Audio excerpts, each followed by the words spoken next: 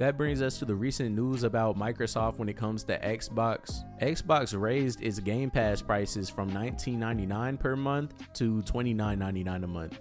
And I'm just throwing this in there. If you still want to buy it at $20, you can go to GameStop and they'll give it to you. But of course, people don't really like this very much, and for good reason. And I'm not going to go too deep into it because this can honestly be its own video. But Xbox has experienced studio shutdowns despite having record profits. If you're familiar with Perfect Dark, Xbox was reviving it, but they ended up shutting it down, even after getting good reviews on the game from critics after seeing the trailer.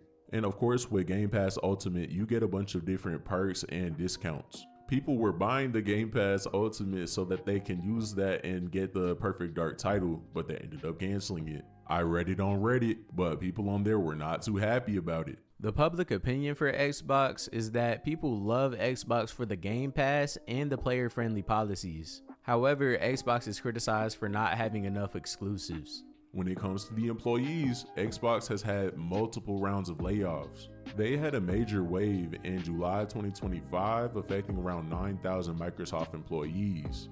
These cuts led to the cancellation of projects like Perfect Dark. As for customers, it's very mixed. With the DRM policies, the Game Pass price hike, and studio shutdowns, which ended up leading to games being shut down, a lot of customers were not okay with that. The general consensus is that they still have decent hardware, and for nostalgia reasons, people still gravitate to Xbox. With that being said, we decided on putting it on B. I know I said I'm a PlayStation person, but there was no bias taken when it came to that decision. I even looked up Sony's recent layoffs.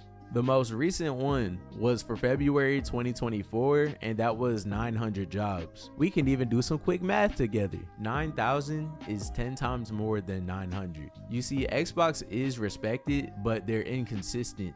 Great value for the tech, but that does not negate bad leadership decisions.